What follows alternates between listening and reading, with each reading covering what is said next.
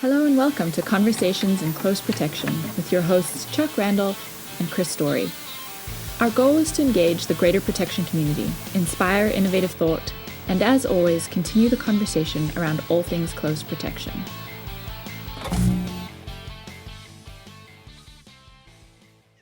Did you record that? I did. Nice. That was awesome. This is Conversations in Close Protection. My name is Leroy Jenkins. I mean Chuck Randolph across the digital divide. The never churlish Mr. Chris Story. Good afternoon, sir. Dude, that was awesome. You gotta do the Jenkins. Yeah, that's gonna be our outtake for sure. So if you're listening, listen to the very end and you'll hear the battle. Right. Nice. Right on, man. Happy shop talk to you, my friend. And to you, sir. I know you're disappointed today. Yes. Why? You did not get to do Spartan race like a 92-year-old World War II vet. Dude, that guy's a freaking badass. I was just kind of, I thought it was fun. I was going to do a little gut check, but good God. You can never out gut check that. I mean, you could be the strongest guy in the world or strongest person in the world. You're not tougher than a 92-year-old World War II veteran getting it on a Spartan race. Absolutely not. Look, there are some folks who run it in their, pro masks and with body armor and actually without legs or carrying a legless person on their back, which is freaking legit.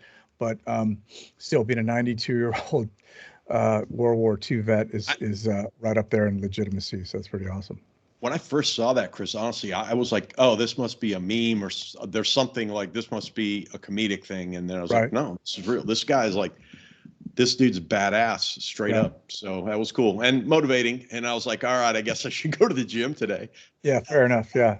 Well, have you seen there? So on the flip side of things, have you seen the one where they're like, 87-year-old dude freaking goes to run or ride whatever, some bicycle race. And then they have him out the gate, beep, and he falls right off the ramp. That's going to be me. I'm like, I got this. Yeah, boosh. No. Exactly. That's fine. Well, you were supposed to run today, but you got hold. Yeah, I don't know. It was weather or what, but what happened on the DZ, man? You were approaching the DZ and you got waved off. Got the old wave off. Yeah, they never gave the green light. So, well, so what will they do?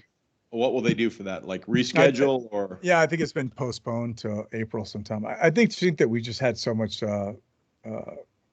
rain that the area that they wanted to do it is just smoke, just roached. So it'd just be like a big gigantic mud run, And that's not that big of a deal. I think the issue would be that it would cause damage to the property that they're damage to the property they're running on, No, I understand that. I mean, and I'm all for, limited footprint if you can. I mean, somebody does have to follow on, live there or exist there. So that's cool.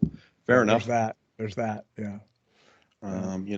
Hey, I've been we both lived in the time when you're trying to go out on the range. You're like, wait a minute, we just identified a turtle. Oh God! All training is off for the next month.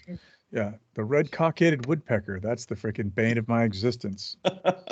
Jeez. I think for me it was there was something about turtles, and we had whole training areas that were no. And I mean, look, before you send your emails to protecitontalk@outlook.com.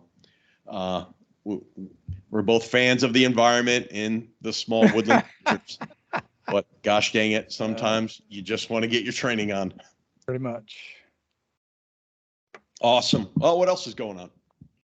A lot of things, really. Well, you tell me. You just came back from Texas, and the Texas Mixer put on by Michael Gonzalez. Yep. TEP to the P. It was good. It was a really good time. I actually was there with Mr. Tobin. We both wore our cowboy hats and cowboy boots. It was a good time. Beautiful place over in San Antonio. Mike did a great job of bringing people together. And it was a really good event to just kind of meet other people in the area. It wasn't, and he said in his opening salvo, I thought it was really well done. Look, I care about the international folks. I care about the national folks. I care what's going on, but this event is for Texans. We have a lot of folks, as you know, Chris, you've been down here for several projects. You know, a lot of folks coming into Greater Texas, and I think it was a good idea to get everybody together and just kind of just kind of meet up. Yeah. Well, never let an opportunity go by to wear a cowboy hat, a big belt buckle, and cowboy boots.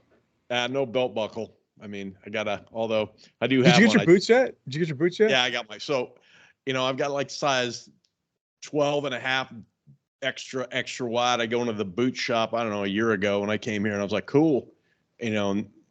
There's the tourist boot shops, and then there's the places that the locals go. I go to local places. Like, this is amazing. The guy's like, what size feet are you? And I tell him, he's like, oh, cool. See over here? You can choose from these 4 pair. I've got my boot. Actually, I do. I've had cowboy boots for a while. They're much more comfortable, I think, than my street shoes as well. So it's just, they take up so much room when you travel, and I'm carry on only, man. I don't trust the system. Yeah. Well, there's that. Yeah. It's trusting the system. Well, first off, cowboy boots. Well played. Now, are you a tuck up your pants into your boots guy, or are you out of your boots guy? No. Okay, got it. No, I'm not There's 8. all kinds of things, right? I'm not 8, although I have occasionally worn my cowboy boots and a pair of shorts and a cowboy hat out in the backyard looking for snakes, and I wasn't drunk. I'm trying not to get the visual of what was it, a Burt Reynolds with cowboy boots, shorts, a freaking leather vest, and a cowboy hat, and a light coat of baby oil. Smokey and the Bandit. Yeah, good times. Awesome. Oh man. Now, no, but back to the event. It was really well done. A lot of great people there. A lot of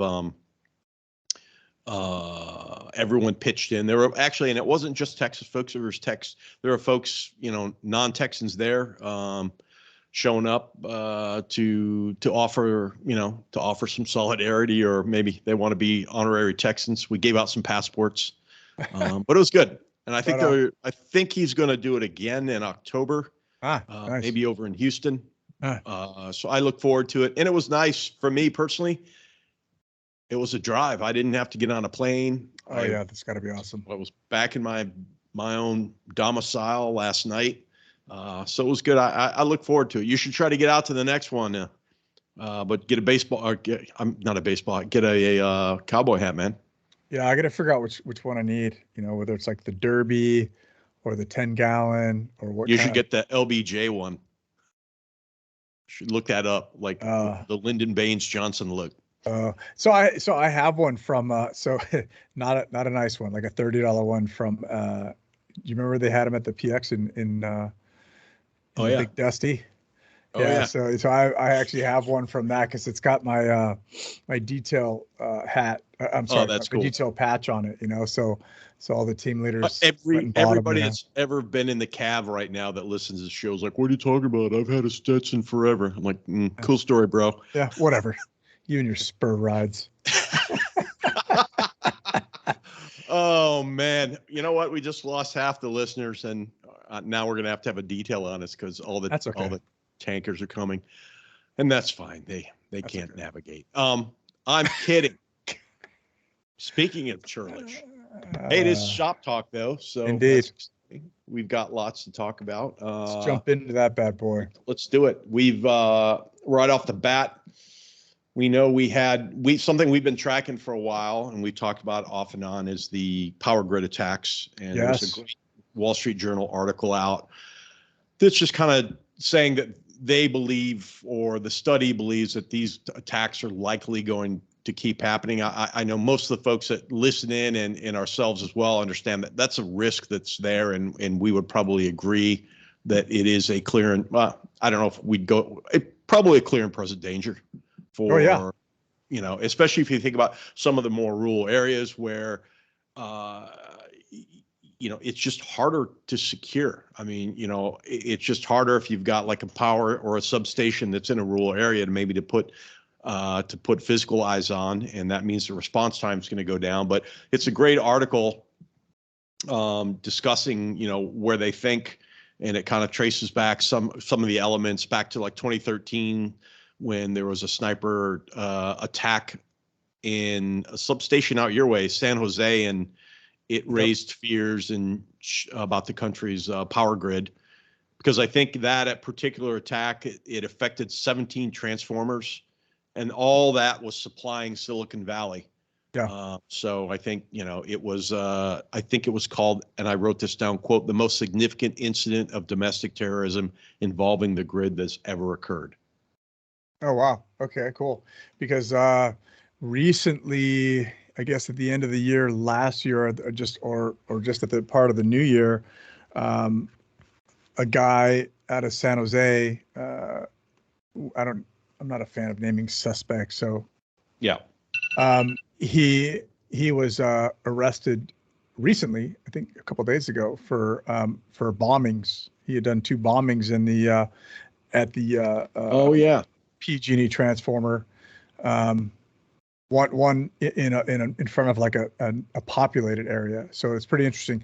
So I don't want to give up, security TTPs, but they're because of that incident in 2014, there are a lot of security measures around a lot of transformers, and a lot of the substations and key infrastructure sites. So this is just interesting that this guy just bombed a transformer.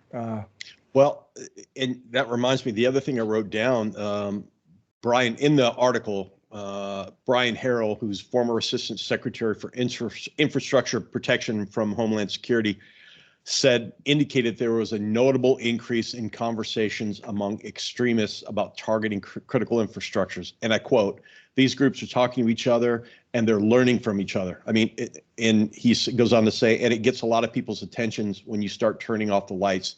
And I think that's what they're craving. I mean, for you and me, we understand that, look, the bad guys and bad people and bad elements, they will talk. I mean, they have their own places that they converse, just like just like the white hats do, the black hats do the same thing. But I think his point about it's growing, or they're noting that the conversation's growing, I think that's disturbing and should be marked in anyone that's in risk management, and something they should follow. Yeah, I think it's interesting that the domestic terrorism piece is always highlighted, right? Yep. As we've seen. However,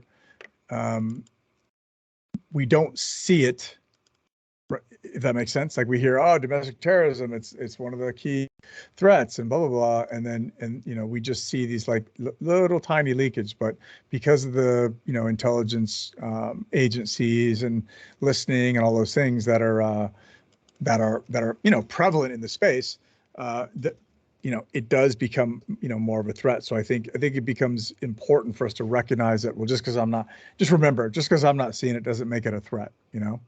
Because we hear about a lot of the conjecture type stuff versus the things that are actually can have an impact or an adverse impact on what's going on. Well, and it's curious to me too, like, hey, people might say like, Chris, Chuck, just put more cameras on it, put more barricades up.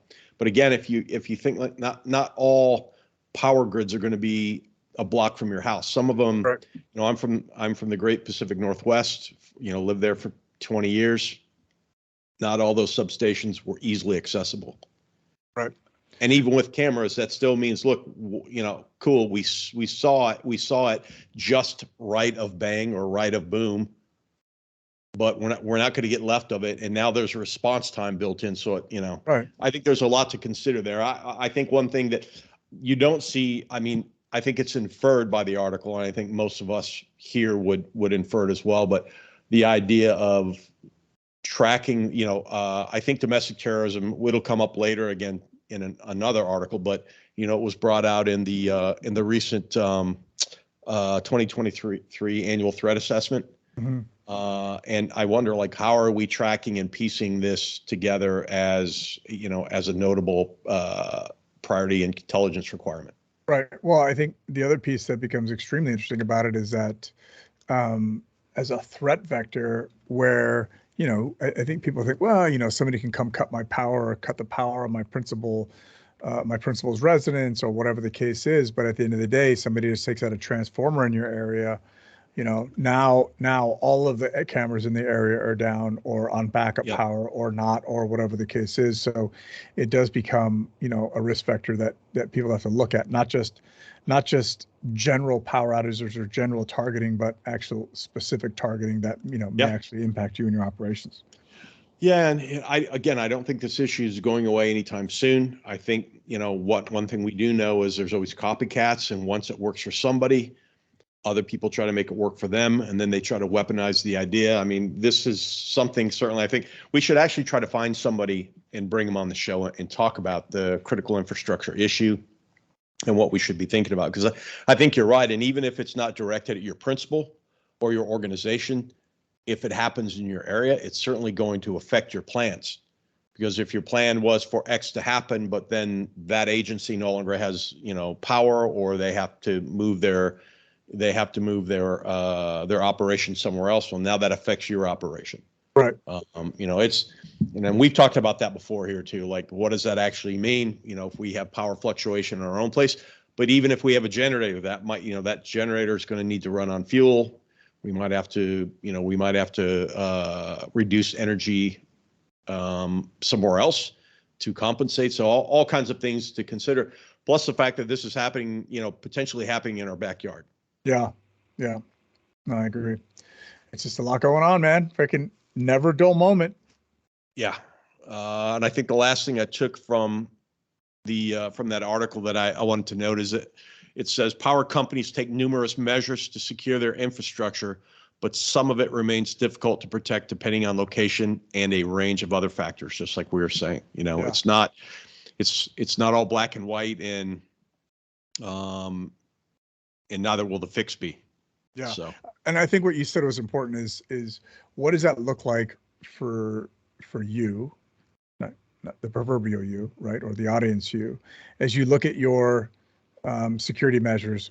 How many of them are reactive and how many of them are proactive, Mm-hmm. right? How many Mm-hmm. security measures do you have in place in your SOPs, et cetera, that are there in the deter, detect, and delay function, right, versus the response, right? What do I do after something's happened? Yeah. We need to, that becomes a centerpiece, Yeah. And I think you can add that cyber D in here as well, which is disrupt. Mm-hmm. Because that has an effect on your overall plan too. Like, detect, deter, delay, disrupt, defend. But, the idea of like, but the disrupt is happening to us now. So Mm-hmm. what does that look like for our own plans? And, we've planned for people, we've planned for people in ninja suits parachuting in, but we haven't really thought of what if the whole area is without power. Right. Yeah. For What does 4 that look days. like? Yeah. For 4 days or whatever that is. Yeah. Well, it used to be 3 days was the planning from Red Cross, and now it's 3 weeks. 3 weeks. Yep. Did I get that right? Yeah. Yeah. No one is Anyway. coming. It's up to us. Yeah, this is one that I think we'll continue to follow, just like our next one, which is Haiti. Yep. We have been tracking this, and who do we get this article in from, Chris? Our good friend Haim Roberts out of New York. Yep. From the supervisor of security over there at the Trade Center. Yep. And New York Times reported U.S. arrests 4 more in the assassination of Haiti's president. The suspects, including 3 Americans, were arrested and indicted by a federal grand jury. This article came out in February, so back in February. So another one where we're looking at, now we're talking, the word conspirators are being used, and they said the federal agents arrested the 4 men accused of playing key roles in the assassination of Haiti's former president in the latest investigations that implicated several American citizens. I mean, we talked about this way before, like what is the deeper discussion here, and what was the political ramifications leading up to and now post Moise's assassination. Yeah, pretty interesting that I think they're up to 21 folks that have been indicted this far, and that doesn't, I don't believe that includes the Colombians, that assault force, if you will, or whatever they were. Yeah. So that part, the plot thickens, as they say. It's pretty interesting. And to what result, right? I mean, have we seen a noticeable impact? You know, at least short term. We know what the impact is at Haiti right now. Yeah, exactly. No. So pretty interesting. Well, and I think I'm with you. Like, what I want to know more about this, because I want to understand again, like, why did they do it? I'm curious, like, when the book comes out in a few years that we're able to read, like, what were they trying to do? Right. Well, had it worked, what was the outcome they were hoping for? Yeah. So I think, so basically from the article, it said that they were looking to become, basically they were looking for a coup, right? A transfer of power. And then once the transfer of power was effected, then that executed, no pun intended, the assault or the arrest, really, because they originally had planned on arresting him, was expected to receive, lucrative contracts from the person once it became president, but that didn't work out based on the person's not being a fit. So it's kind of, and that's plot thickets. That sounds like some old school, like late 70s, early 80s, like African Mafia stuff. Where like, hey, we're going to regime change because we know that we're going to get more money from contracts. Yeah. Not because, crazy, not right? because we think it's going to be great for the country or something else. Like, at the end of the day, we want to do this because we need to monetize the action for whatever illicit activity we're doing. Yeah. Pretty wild. Yeah. It's just crazy. Yeah. So obviously more to follow, and this is something that we'll continue to watch here, and really appreciate him forwarding that to us. Yeah, I appreciate you. Now, this was interesting. You, sir? This is interesting. I saw and I know that you saw this as well. And the BBC reported that there was a journalist in Ecuador that opened a USB letter bomb. Like, he had hey, I got a USB. Of course, we know we're not supposed to stick USBs in anything. That's bad. But I got this USB. It could be something. He put it in, and according to the head of Ecuador's forensic science department, they said it had military type explosives. So I guess we should have talked to Will Plummer over at RaySecure and asked him, like, hey, what do you think about this? But I mean, that was interesting to me, that there was obviously the journalists have been targeted by the explosive device, or targeted with the explosive device. But I mean, again, this is one of those things. We see it happen, and now it's reported. Will we see it happen somewhere else? Yeah, I think so. Interestingly, I don't know if it's a recreation or whatever, the photo in the article is pretty interesting. But that's got to be very tactical. Yeah. No. I didn't even bother to look at the photo. I'm like, God, that's a bad day for those guys. Yeah. But it does say that the thumb drives or USBs or explosive devices targeted 5 different organizations across the country. So that part is pretty interesting. So it's interesting that there didn't seem to be any, they're all media outlets for the most part, and they didn't understand, or there didn't really seem to be a rhyme or reason of why. Just said that they were just sent out and targeted. So it was just pretty interesting. It wasn't a deep article, so right. We'll list all these in the show notes, and so you're not going to go in and see a deep discussion on why. I'm sure that will come out, but there was the government came out and said any attempt to intimidate journalism and freedom of expression is a loathsome action that should be punished with all the rigor of justice, et cetera, et cetera. But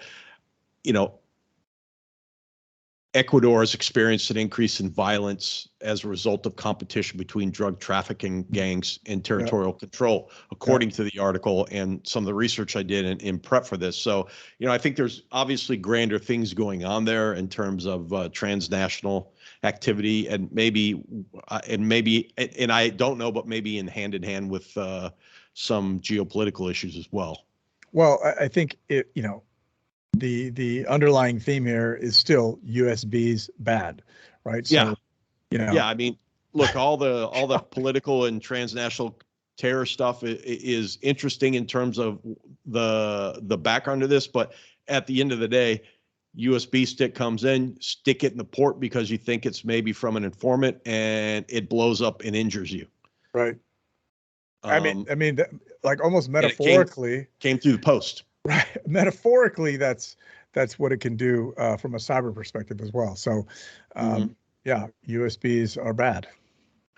Yeah. So, and again, I go back to when I was reading some of the stuff and, looking at the news to talk about it, I'm struck as, are we seeing things that we've seen before in a different way? And I go back to like the 70s and the 80s and letter bomb campaigns and things to worry about. But, definitely, I mean, and military type explosives. So I think something to think about in terms of threats for incoming. And if you have a male security department, this is something that you should discuss in terms of, hey, let's make sure we scan those and remind them that we don't stick them in a thumb drive. And if you don't have a male security department, maybe this is something you should save. Yeah. For your justification. Yeah. Well, as well, I mean, you talked about recent or you talked about older events. I mean, recently, I think it was just Friday, suspicious white powder was discovered inside an envelope at the Manhattan District Attorney's Office. So, again, it is a threat vector, and it was aligned with a threatening letter as well. So, we just as protectors, we got to keep understand what the approach is and what the threat vectors are, and make sure that we're on top of them, prior to something happening. Unless your kit is just a snow shovel and a body bag or whatever. So here's just a sidebar on all this too. I mean, when we think about, look, you got to set up your intelligence monitoring apparatus so you stay abreast of these things. Of course, I have a program, I have a principal name or organizational name that I'm going to plug in, like, and hate and kill and assassinate and all the Boolean searches that you're going to do. But, you also need to set up your trends of like your program, if you will. Like if your program is protective intelligence, but your program's components. Yes. Protective intel, mail, a physical security, a residential team. We could start talking about the segments or slices of a particular program. You also need to set up some type of monitoring within those segments so you can stay on top of what's happening in that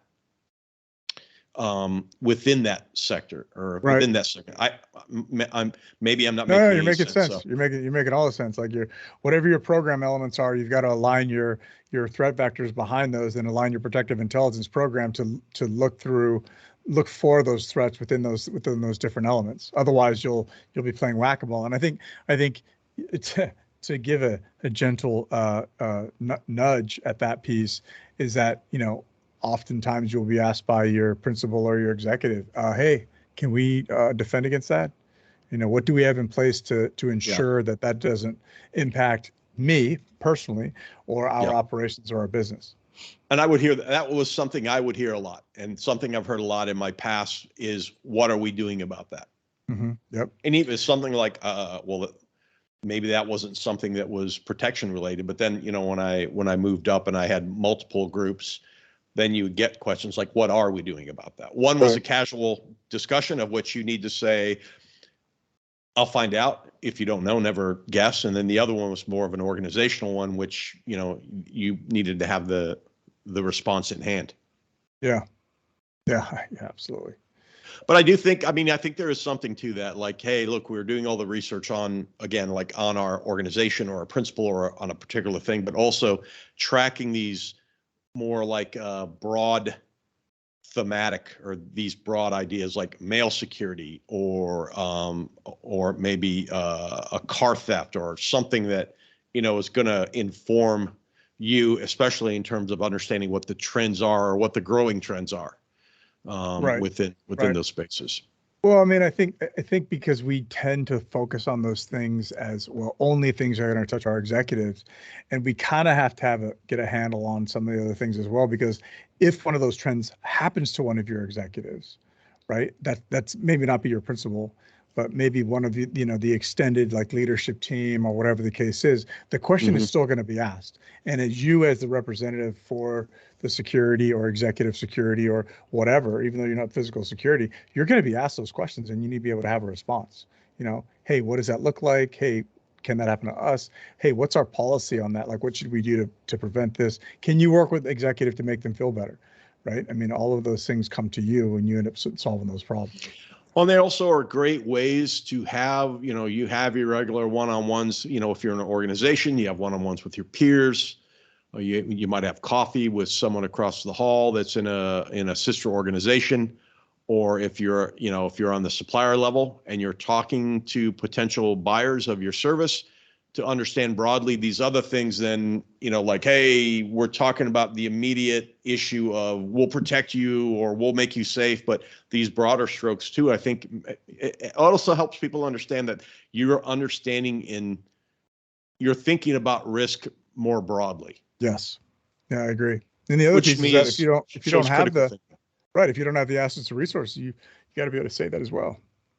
Yeah, that is. Well, I mean, think about it. Hey, Chris, I'm seeing, I'm thinking about mail security. I don't think it's a big thing. What should we consider about that? Instead of just saying, oh, you got to be careful about letter bombs in ricin. Well, right. Like you just said, by the way, here's some of the general facts that I've been tracking in the news. Can I do some more about that? And it also lets somebody know again, like, oh, this is somebody who's a broad thinker, not just, hey, I don't do luggage and, I don't hold doors open kind of person. Dude, okay, woosah, right? Oh God, just don't get me started. Just hold the umbrella and get over it. Yeah, like God bless, dude. I'll solve that right now. Just hold the umbrella. Next. Well, yeah, like what level of tier 1 freaking training does it take for you to open your hand and drop whatever it is that you're doing, like, okay, calm. But again, I mean, your Fuzzy potential, bunnies. Yeah, your buyers, your leaders, your people want to know that you're thinking broadly. And this is a way to think broadly too. And you should be. I mean, I know we're kind of maybe in a bully pulpit on it, but I think it's important. No, I don't think it's a bully pulpit because at the end of the day, if you're only that, I only hold the door, I only do this, I don't do that, blah, blah, blah, you're going to get left by the wayside. Right. Well, and sooner at some point, as you grow, for those newer to the industry, as you grow and you start thinking, as you grow, your discussion and your knowledge base needs to grow too. And that includes your knowledge and discussion about threat. Right. That is, by the way, I want to be clear. That is us not saying you never want to worry about squeaky from. You never want to worry about the grassy knoll. You never want to worry about the person with the steak knife. Of course you do. Yeah. But now that's a requirement. Right. It's operational relevance, right? So when I'm standing or escorting the principal, I'm not going, oh, what's our mail program doing? Or what are our threats or whatever? No, I'm focused on my area of not influence.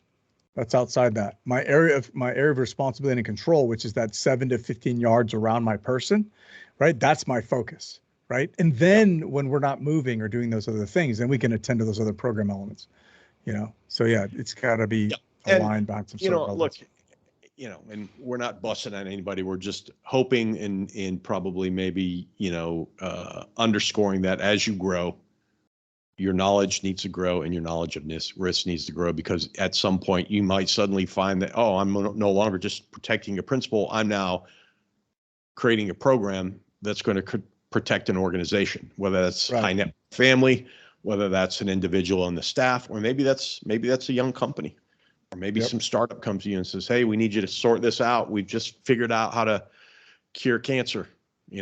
What should we be thinking about? Okay. No, I don't hold umbrellas. I'll tell you that. Yeah. Thanks. We'll be in touch. Good talk, buddy. Yeah. Cool. Check, please. What happened? I thought it went great. Yeah. Yeah. So the 2023, what year is it? Annual threat assessment came out, ODNI, which is always, I feel, interesting to read, and it should, it's never a short thing. It's usually pretty, what's a good way to say? It's usually pretty broad. Yes. But this one came out, and of course, we wanted to highlight it. I think we'd be remiss if we didn't discuss it a bit. And what does that mean for our listeners and folks in the industry? And some of them, obviously, most significant threats are still geopolitically. What the threat assessment says are most significant threats are China, Russia, Iran, and North Korea. The report suggests that while Russia is in decline, China is in ascension. And then there was all kind of discussion around that in terms of like IP and maybe technological issues, long-term issues from regional conflicts that really underscore Russia, Ukraine. Right. There was some foreshadowing about pandemics and, again, risks from regional conflicts. As we said earlier, most notably, one of the things is that domestic terrorism, quote, remains the most lethal threat to U.S. persons and interests. And, we're not quite in an election year, but I think everyone's kind of limbering up to go get on their marks. And Well, the great wasted third year of the election is right upon us, right? I mean, yeah. it's we're getting ready to go into campaign season. So, and as the rhetoric rises, and we haven't really gotten away, this is my own personal opinion, I'm not sure that we've really gotten away from the post-COVID, if I can say that, rhetoric that seemed to, this existential threat, as Stephen Kotkin said, in an Uncommon Knowledge interview, like this existential threat between, whereas we used to be able to have a discourse that doesn't seem to be there anymore. Now it's you're either with me or against me. And if you're against me, it's now existential. So I wonder, as you say, we're in that third kind of like year as everyone's getting ready to get back in the political ring.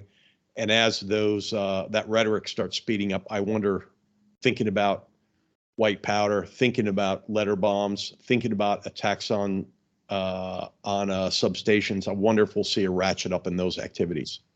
Well, a couple of things, like you said, we'll talk about the political arena first. I mean, like there's rumor control, news around, the arrest of former President Donald Trump, or the indictment of and follow-on arrest, right? I mean, again, people are aligning with him as he's, either, stating he's going to run. Clearly, the Democrats, it's a huge fear, right? Nobody wants that to go back there, and it's going to be polarizing. And like you said, there's no discourse anymore. It's just like, either you're with us or you're against us. And if you're against us, then it's game on, right? So there's that piece. So that part's a little bit challenging. And then again, just like you said, as we saw in the pandemic, and as we see, the expectation of some of those followers with people that they follow. Like, if you don't support this person that I support, then I'm going to condemn you or try to cancel you. And if you don't make a comment about them, I'm going to condemn you or cancel you, right? And if you do make a comment about them, I'm going to condemn you or cancel you. So it tends to be, the threat, again, the threat landscape, if you will, at least from an individual perspective in some of these, more polarizing topics, might get a little bit, we'll probably see a little bit more going on. And then, of course, every time we turn around, recession and, deep recession and depression is being thrown around as well. So, people have been laid off. So depending on their personal situations, that could cause them either to act out, either politically or against companies or whatever the case is. So there's a lot going on. Yeah, you just made me think of something, and I was looking this up as we're talking here, and something else I'm curious about from all this too is if one thinks that domestic terrorism is on the rise and we'll see more of it, what's the cyber implication in that? Because I was thinking, like, I don't know that I've ever read a really good report. I mean, I've seen some snippets and things from my military days and others, but I don't know. So I looked something up, and the only thing I could find was an article back from 2020 predicting the rise of domestic cyber terrorism. Right. I think so. I think if the war in Ukraine was any indicator, right? I mean, you find, like we talked about this Exactly when that first popped off, is that a third party collectively wants to right whatever wrong is there or balance the scales in whatever way that they see it. And so I think that if it happened on the global level, it's sure to happen on the individual level. Yeah, information operations is a powerful tool that I believe is misunderstood by many, and it's either laughed off as just not. I don't mean laughed off, but it's either like, oh, it's a cyber thing, or it's a psyop thing, or it's it's all that and more. Right. And it only takes somebody to kind of come in and mix all that within, you, especially if we have an existential environment in the haves or the beliefs on either side of that existential volleyball net are getting further apart, then it just takes somebody to come in with a match and make it even worse. Right. And I mixed so many metaphors there. I'm going to do 200 push-ups after the show. I think you did great. I do think I want to do a little research on that, Chris, and we should talk about that at another point, because I would be curious because if you think about it, I mean, look, what is it? I guess if I think domestic cyber terrorism, I think if we could attribute the issue to something that was homegrown, understanding that, yes, cyber and digital could be bounced off of a satellite in 14 different countries to get back to where it is, to obfuscate. But if its origination is bound within the U.S. or U.S. Extremist group, I think that's, I don't know. I think that's fascinating. I want to do a little research on that and see if we can find somebody to talk about that maybe. Yeah, I think that would be interesting because, we look outboard for that a lot, but internally we haven't seen it as much, and then when we do see it, it is usually nation state that we're focused on, right? So yeah, and I mean, you brought up a good point about Ukraine as well, and what can we learn from that? Well, we can learn that for a while, and I don't have any of the stats in front of me at the moment. I'm trying to think where I saw them at, but we saw, hey, Russian cybercrime originating from Russia kind of was on a dip because of the Ukraine issue, because all of a sudden everyone's over there taking sides and doing what they've got to do. At some point, we'll probably see that return because people are going to need to generate revenue and income and whatnot. But I wonder what happens if you have people, and now we have issues of extremists in domestic terrorism suddenly taking sides, and what do they do in their day jobs? Yeah. Interesting. And also, I mean, it's probably a little shout out to an insider threat or an insider risk program as well. Yeah, I think it would be interesting to, if one were to research the kind of rhetoric, sentiment, feedback of each of the last 4 election cycles and see, where they were, how they scaled, and what directions that they took. Because we tend not to have debates anymore, right? It just turns into a big mudslinging contest. So the art of debate is lost. Yes. I mean, look, you don't even have to, I think about large geopolitical issues. You can just see it playing out over whatever social media feed you want. Right. Hey, I can't wait for John Wick 4. You bastard. Yeah. Exactly. I like cheese. Whatever. What? Exactly. One of the things that I took from the assessment too, I wanted to note, talking about domestic terrorism, that the FBI released stats in March that said hate crimes surged nearly 12% between 2020 and 2021 based on data that they had collected. And knowing that their data is not nearly as much as it's happening, those numbers are probably far likely. So I think that, again, that just shows that we'll see more. And where does your principal land? Right, likely higher, right? Yeah. Well, wait. Where is the perception of your principal within the continuum of that hate? Right. And what side are they perceived to be on? I'm not saying what side they are on, because they might be on one side and be perceived as something else because of, whatever. And now that's part of your battle too, is to make sure, like, here's where we are, here's what people think we're doing. Are we communicating across the board the threats and the risks to the folks in the comms and the PR department in marketing, so they know, like, we think we're doing this, but this is how it looks like it's being perceived. Can you validate my risk? Right.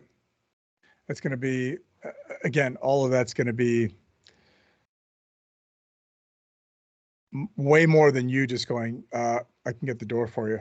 But you're going to have to be able to articulate what that looks like, Well, and again, I think, this is an opportunity to have those discussions, like, hey, look, PR department, HR, other business lines that have a touch point within risk. And you don't have to go in and say, hey, look, I'm worried about assassins, but like, hey, I am doing some OSINT. My team is doing what's called protective intelligence. Here's what that is. Here's what we're finding. And before you laugh it off or before you dissuade it, this is what we're collecting openly. So can we do anything to counter what's being said here? Or I'm just letting you know that we're seeing this on the rise. Not all risks need to be kept to yourself in a box that only you can talk about, because I know something and it makes you feel cool. A risk that's not shared is not necessarily, going to end up being a reward or some type of medal for you. In fact, Right. It might be the exact opposite. The worst Right. day of your life, when everyone's like, why we knew this was happening. Why did you make this into a black swan or a gray rhino? Yeah. I think one of the people, probably the first place I would go is walk down the hall and talk to marketing, because they usually have Absolutely. social listening. They're trying to understand what's going on. They do a lot. I mean, us in marketing are just like this, whether people want to believe it or not, is because all the tools that are used for protective intelligence, or most of them, can have a security relevance. It's just a matter of what you're listening for. So they probably have a pretty good finger on the pulse, and you can weigh in on what you're looking at, what you can deliver, what trends you're seeing, and have an advocate, because they are focused on risk to the brand, risk to the organization, risk to the executives. Yeah, absolutely. If you're in an organization and you don't have a ton of money in your budget for OSINT research or protective intel, and you could take one of your people and you go, like you said, go to marketing and say, hey, look, you maybe have an enterprise license to this social media listening tool or whatever that's used for marketing. Could we have a license, or could we give you these lists of things and just ask you twice a week to run them? Yep. We don't need you to do any analysis. Just run them and send the data over to us, and then we can use that. Is it going to give you 100%? Nope. But it'll get you to a better place. Yep. And it'll give you an idea of what's out there. Maybe it will help you with some metrics to increase resources to get your own license or to get your own focus point on that. Well, the other thing is that it shows that you're like you talk about, is thinking bigger, looking at risk bigger, but also breaking down silos, right? You're like, oh, yep. like you just said, well, I got the secret, I can't tell anybody. And you go into marketing going, hey, here's what we're looking for, here's where we're at. It's funny. I'll just share a story, is that, did that exact same thing Thursday. Met with the marketing guy, said, hey, what tools are you guys using? I told him what tools we're using. We laid out what it looks like. And he goes, hey, I got some extra license if you guys want to kick the tires on this thing. Yeah, okay, cool. Sounds good to me. I'll get smart on it and we'll go from there. So it's it's not just Chuck and Chris freaking grabbing the old magic 8-ball and freaking winging it, Sometimes it is. But ask me again later. Yeah, exactly. Oh man. Right on. No, I do. That's a good suggestion for folks. I mean, it's a good reason to go meet with your colleagues and have a cup of coffee. Yep. See, I see what you did there. Thank you. Yeah. But it's also a way to say, like, hey, I know I need to start this program. I don't know where to start. So I'll start with maybe just getting some data points from folks I know that are doing this. And it's not like they're going to shut the door on you and say, hey, whack job, go away. No. They're actually probably going to be excited, air quotes, and interested that, oh, the security guys, air quotes here, are interested in this. And then that's also a discussion where you can say, well, we're actually the protection team, and here's how we think about it. Here's where we fit. Oh, okay, cool. I thought you guys were like a, guns and gates kind of people. Nope. We're actually broad thinkers, et cetera, et cetera. Go back to our last discussion, but something else in the annual threat assessment, Chris. I mean, remember, do you remember the War on Terror? Vaguely. Go on. Yeah. Yeah. Well, look, we talk a lot and you hear a lot about the, China, Russia, Iran, North Korea. I'm not saying those aren't things that we should not be thinking about. Supply chain, risk supply chain, where's your company fit? What is your principal doing? We got all that. But I also think you can't discount the fact that there are still potential issues over existential concerns in other places. I mean, basically, jihad still exists. Al-Qaeda still exists. ISIS still exists. They might have fallen back somewhere, but it's not going, physics and terrorism are very similar. The energy doesn't dissipate. It just goes away and transfers to something else. And, it makes mention of that too, and I quote, there's still acknowledgments we're far from immune. Quote, U.S. persons and interests at home and abroad will face a persistent and increasingly diverse threat. Of course, these findings also suggest including the, quote, transnational, racially or ethnically motivated violent extremists, RMVE, which is kind of the catch-all for white supremacists, neo-Nazis, et cetera. But the point here is like none of the other stuff went away. Yeah, right. It just keeps, not there. Yeah, exactly. It's just like I said, just because it's out of sight doesn't mean, or just because we don't see it doesn't mean that it's not happening. And to your point, there was a guy that freaking, what was it, in Pennsylvania, checked luggage, right? Yep. Transported it from point A to point B. It's interesting because that whole thing has kind of gone away, right? I mean, that's a huge deal. The guy was able to freaking bring a freaking, an explosive device on an aircraft. Yeah. But again, it has happened. It has happened. The guy was by all rights U.S. citizen. So, we got to keep an eye out for these things. And as people start traveling, they start moving. I mean, look, kidnapping still exists. We just had the issue with the unfortunate issue south of the border in Mexico. Yes. I mean, these things, I think what we're telling everyone is issues are everywhere, all at once, all the time. Well, I think that's not a movie that's going to get an Academy Award. I mean, it's just something that you can't. Magic. I know. I tried. I couldn't. But like, look. I talked to somebody the other day where they're saying like, hey, I had 4 trips canceled, 4 clients that canceled trips to Mexico because of that. Mm-hmm. Right. And now all of a sudden, all eyes are on Mexico. Correct. Right. And then what did we see the next day? And this is why it's important for us to understand what that looks like, how we're going to execute, what is a security risk and what is not. The very next day, the freaking drug cartel laid out those dudes that did the kidnapping and the thing, because they're like, hey, look, this is too much heat for us. This is not how we play, right? These guys call it outside the lines. Let's go back to resuming normal business because we don't need this kind of heat. And to your point, that's where all the terrorism went. It's managed, at least at this point, until it comes outside that managed piece. And then we go back to business as usual, but it doesn't mean that there won't be some leakage or won't be some people that call outside the lines, or that you want to have targeted or specific threats and attacks. Yeah, in the discussion about the non-domestic extremism, I mean, there was the conversation within. I think there was the Hill.com had a great discussion about the threat assessment. In it, they said, hey, while ISIS and Al-Qaeda suffered major leadership losses in 2022, they're quoting from the assessment here, right? Degrading external operations capability. The community acknowledges that the Islamic State's ideology and propaganda, however, almost certainly will continue to inspire attacks in the West, including the United States.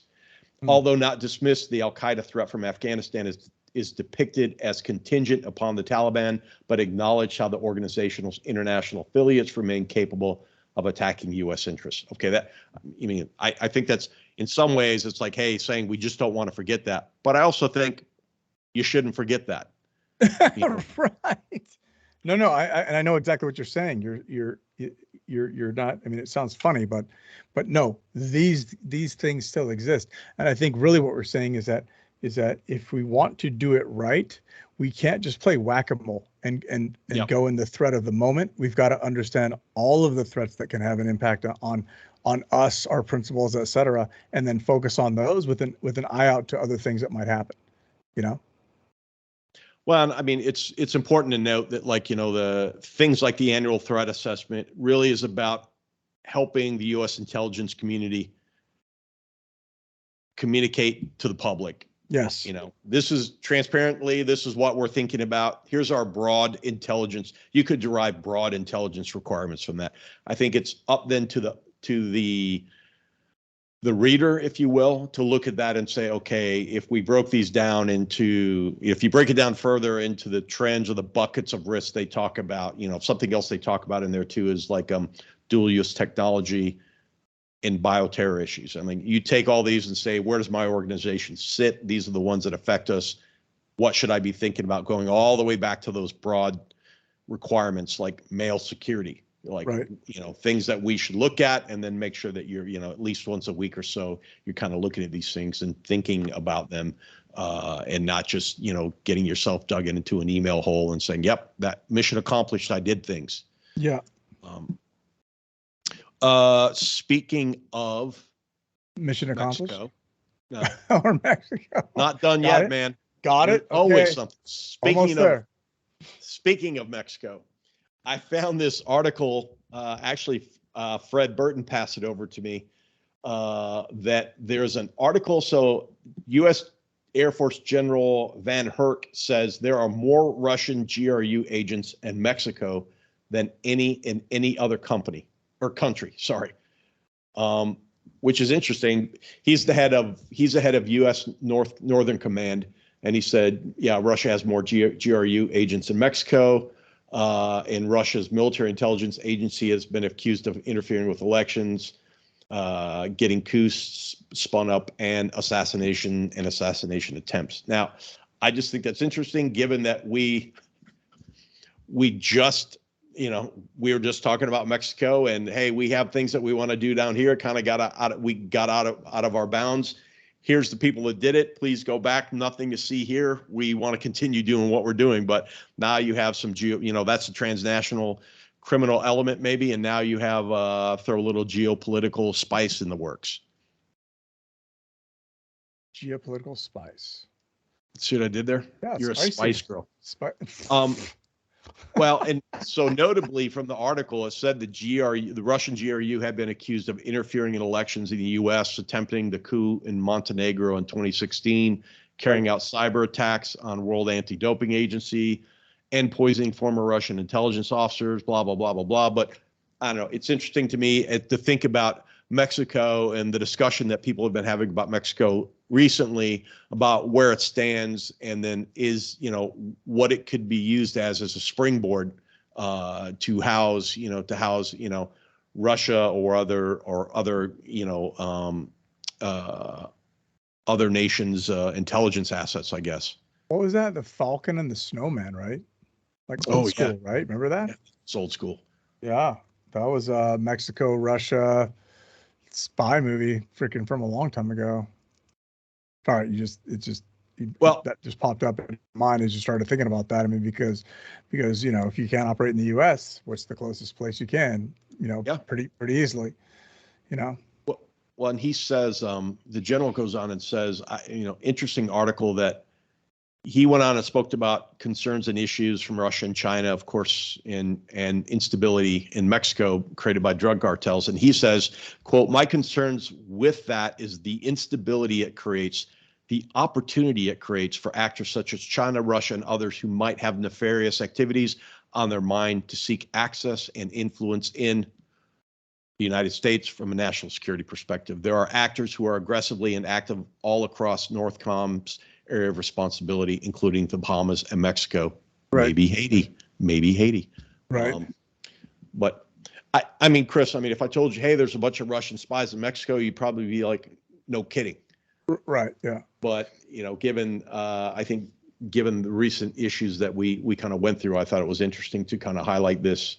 Again, like, many companies have operations in Mexico. Mm-hmm. They have pipelines in and out of Mexico. I mean, you're reading my mind because I'm placing myself as an audience member to go, okay, Chuck, with them, right? What's in it for me? So, why would I be concerned that there are Russian, GRU agents in Mexico? Like, well, that has nothing to do with me. Does your company have a data center in Mexico? Do you go back and forth? What's your people pipeline? If you're listening to this, your EP agent, clearly, okay, Mexico, I got to do all the deeds. You and I both operated down there. We know what it takes. If you're a regional security manager, do I have people moving across the border daily? And the border's becoming much more of a, I'll say, volatile place, both politically and physically and figuratively. So what is it within our supply chain? Do we have manufacturing? Do we have people? Are we moving things back and forth? Do we have assets down there that can, speaking of critical infrastructure, I mean, there's a lot of things. Again, when I read something like this, I think it requires that you step back, and go, how does it affect me? Right. And I think I would say that the answer is you tell me. Right. But I think the other big piece is, which adds the complexity of that entire environment, is kind of like what you alluded to earlier, which was the global terrorism, jihad, all that stuff, as an undertone. Well, you have that, except it's just narco terrorism and narco wars, that add the complexity of the of working in Mexico. And then you add another layer of GRU spies. It becomes a very complex environment, not only from intellectual property, but just navigating those areas that one is going to be into, almost like, this area is controlled by narcos. This area is controlled by, this area is not. This area is, I can move through here. I have to conduct liaison with these guys to get to go over here, and you got to ask permission. It's just a complex environment, Well, and I think you're right about that too. It kind of goes off the like, hey, what is the the regular report I get says, Mexico is a safe place, not a safe place, whatever. I mean, I believe this is a place where you've got to do some additional work, because you've got to understand, there's the country, there's the states within the country, or the political entities within the country. Right. Then there are the transnational entities within the entities. So it is a complex environment that you have to move in and out of. And right about the time we say, hey, all the tourist areas are great. Whoops. Yeah. Exactly. Yep. Good times. So I saw this from the UK. Speaking of the nonstop environment, the asymmetric risk environment we're in, or as we were at the ONTIC summit a few weeks ago, or was that a year ago? I can't remember. This idea of permacrisis. The UK has formed the National Protective Security Authority. So I believe it's a new body that's been created to help combat national security threats. So I feel it's a bit like an OSAC type of an organization. And they'll offer the NPSA will offer advice to businesses on how to harden defenses. It's very much it's an MI5 explained that the emerging threat to businesses posed by espionage activity includes examples of threats in intellectual property, exploiting academic research, and deceptive use of professional networking. That never happens, to acquire sensitive information. So I think good move on the part of the UK. I mean, you and I are both advocates that we must do a better job of sharing public-private intelligence sharing. Isn't just we're the government, we come in and get something from you and then smile, right, and then ask you for a job two months later. Right. Yeah. Not helpful. And I think organizations like this are great. Really, this was just more of an announcement that this is being stood up. It's very much, I would say, cyber and counterterror type oriented, but I think it's a step towards an OSAC type or a DSAC type of activity to help companies in the UK and international companies establish in the UK.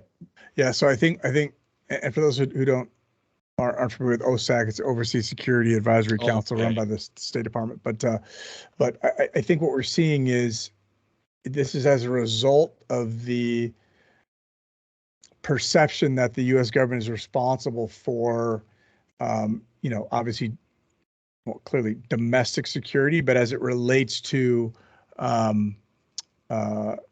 all the threats, right? Infrastructure, physical security, cyber, et cetera, right? So it's, I think it's kind of alignment of like CISA for the U.S. Critical infrastructure. Yeah, security, actually, that's a good. Right? Yeah, it's combination between like an OSAC and a CISA. You're right. Yeah. It says It says here in the it says here in the announcement, advice will be provided in an accessible and informative way so that it can be understood and used by a broad range of public and private sector organizations, including high-tech startups, businesses, event venues, and universities. So, yeah, I think that's probably a better way to think about this, Chris, is I didn't think about the CISA element. That's a good call out. Yeah, so I think it's just a way for, which is interesting because one would think that they would do a little bit more, marketing or publicity around it, but just as a resource to get everybody to, a decent foundation and to think about it so that people that are interested can go to their security professionals and then have a working knowledge of what needs to be done, know what questions need to be asked, and execute from there. And to me, that's kind of what like I said, how I looked at that from the Cybersecurity Infrastructure Security Agency. Yeah, and I think, these aren't places, especially if you're responsible for security broadly, these aren't places that I think you should blow off like, that's not, you should always kind of keep your eye on what's being said or what's being fed by them and, see how, again, the WIFM is, you tell me. Right. You get 100%, you'll gain zero knowledge from 100% of the things that you fail to look at. Exactly. So, but again, look, we understand like there's so much to look at. There's so much to read, but we're fans of critical thinking. And I think sometimes, it is important to go to the government sites and see what they're saying. And that is a really good call on CISA, Chris. I'm glad you made that. Thank you for backstopping me on that. 0311, we made it. So what else you got? We got to talk. Is that wrapping up? We got one more that we got to talk about. Well, we got two more things. I said we'll save the best for last, but this one. CNN team robbed while working in San Francisco street crime on a San Francisco street crime story. Again. So the I gotta read the quote from correspondent Kyung La, who said, "Got robbed again, but seriously, this is ridiculous." So they got robbed on a Friday. Fortunately, she was able to get her purse back and retrieve her ID, which allowed her to get on her Southwest flight back to LA. Thanks for reporting all that, Police One. But it's first off, look, it's ironic that they're there reporting on street crime. They're inside, I think they were inside the city hall or something. And within 4 seconds, smash and grab. Look, we know that those are rampant in San Francisco. I mean, that's not like a one-off thing.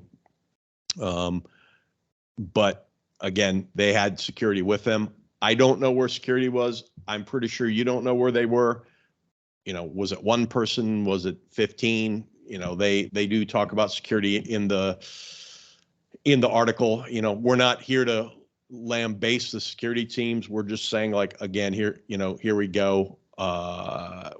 With this one, it shows that it's a continuing line of work for people who are looking to maybe do some additional, work in the security field. This is still existing. I think it also kind of tells us at some level, San Francisco, I love you and I love my San Francisco Giants. You're still kind of a dumpster fire in some ways. Say no more. I think you closed it out well. But I feel bad. I also feel bad for whoever's doing security. Like, hey, we just walked him up and got him in, and we turned around and like, oh, son of a gun. But they did recover some of it because the guards that were hired by, or the security folks hired by CNN, were able to get a picture of the car and its license plate. They did what they needed to do. They, and got some of the stuff back. But I mean, again, it just goes to show you not all the issues are going to happen in Constantinople or Nairobi. They're going to happen right here in your backyard too. Yes, it's rude. It's crazy, but it is what it is. But hey, that's a growing risk that some providers have been able to monetize by providing good folks to go in and help organize those folks. But again, we don't know what was happening with this team. I'm sure they were doing whatever they had to do, but don't leave your purse in the front seat, man. Pretty much. Well, there's that, right? I mean, so there's some level of freaking common sense approach to these things, but yes, don't leave your purse in the front seat. Real quick, because I don't know if, well, first off, I think, had you seen that today that freaking both Tel Aviv and Paris are burning in different, from protests. So for those folks who are out there, we'll talk about that in a bit, but I hope you guys are safe. Well, and you think about, we were talking earlier about the existential threat. And I mean, those are stark reminders that the inability to have conversation, what that means. I mean, and there are protectors out there. Yeah. I mean, King Charles canceled his trip to Paris, which is, that's not a small deal. No, not at all. Not at all. So yeah, good times. One more thing to talk about. Just one thing. What do you got? On a good note, you and I both participated in Bodyguards for Kids. Oh yeah. And the original, so Denny and Chris originally said, hey, we want to raise 10K. And we challenged them and said, I think you can double that. And they, for the 2 days that we spent with all the amazing speakers that came on and helped out, and Phelim from the UK doing his bit as well. I mean, you yourself, you were kind of the anchor on the thing. We raised 22,000 US for St. Jude's research, and that, my friends, is awesome. Yeah, freaking super awesome, especially because didn't they kind of, I think they conceived of the idea in the end of December, right? Like, and so from idea to gathering everybody was what, two and a half months, essentially. Maybe we'll give it 3 months, and execution in 22K to St. Jude's. Super impressive. So well done to both Chris and Danita on that. And it was good. I mean, they were good. I mean, every single presenter who gave time. I mean, look, these were not, I would say, low-level presentations that were thinly veiled by my service kind of things. I mean, these were learning. These were learning modules that other people. I mean, that people generally would pay good money to get. So I mean, the overviews that were presented by everyone, including yourself, were timely, factual, interesting, useful. I watched the population of attendees, and it maintained at about 85% the entire 2 days. That's pretty cool. Yeah, I was honored to be part of it. I know you were, and I was amazed, and it felt really good to see that final number come in. Yeah, pretty awesome. And I think it just goes to show, and it's an interesting thing, right? Because first off, kids, I mean, it's an easy thing to go after. And then you look at protectors, right? Protectors, they just want to help, that's kind of the profession, right? Call to service, whatever it is to you. And so for people to come in together for literally like the protectors version of the Jerry Lewis telethon and raise that level of those levels of funds, within essentially what they went live. What it was like, I think it was like 30 days. Yeah. I mean, really, it was just impressive. So I thought that was pretty cool. So well played with MC in that too, by the way. I know that was a long day for you, or a long couple of days, Yeah, it was well worth it. We've got a follow-up call this week to talk about some ideas for next year. I think everyone across the board thinks it's an event we should continue to do. I mean, look, I think you're right. kids, they just deserve a chance. So I think we did what protectors do. Like you said, we did what protectors do to help those in need. Yeah. And there's no better and no higher calling than that, in my personal opinion. I agree. Right on. Awesome. Well, I think on that note, we've please don't say it. I think we're out of we're out of things to talk about. Okay, cool. I'm not going to say it. I didn't say it. Okay, cool. Oh man. This is where we are. It's not even Monday, man. So I know. This is how the week's going to be. Sunday is the new Monday. Based on my email. Based on my email. Weekend? Is there a weekend anymore? Yeah, it's Saturday. That's it. Yeah, you know what? I'll give you that. I think from Saturday to Sunday about 10 a.m. Yep. And then all of a sudden, it shifts. Yeah, it's crazy. And I think I was talking to somebody and they said, look, I really recognize there really is no weekend anymore. It's just more about, work-life integration instead of work-life balance. Yeah, so much for that. And just figuring out when's when. But yeah, but that's all right. We'll continue to process and bring all the news that's fit to discuss. Amen. At Conversations Close Protection, and good news from places like Bodyguards for Kids. Yeah. With that, this has been Conversations in Close Protection. My name is Chuck Randolph. Across the digital divide, the never churlish Mr. Chris Story. Wash your hands. Watch your six. Do your laundry. Call your mom. Walk somebody across the street. Don't be a dick. Don't be a dick. That's a good one. I like it. But also don't be super sensitive if you think somebody. No, we didn't say that. Right? Yeah. I didn't. We're not canceling one for the other. That is true. No. Okay, cool. No, all right, good times. Keep your heads down. Take care, everybody. You've been listening to an episode of Conversations in Close Protection. Email us at protectiontalk@outlook.com and find us on your preferred podcast platform.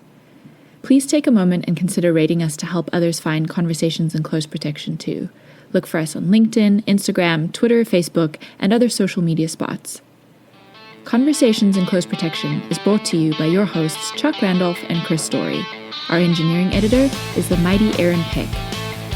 Please remember that all opinions expressed do not represent those of any organizations or companies the hosts are affiliated with. This is Rachel saying watch your six and keep your heads down. Send it. Leroy Jenkins. That was good, dude.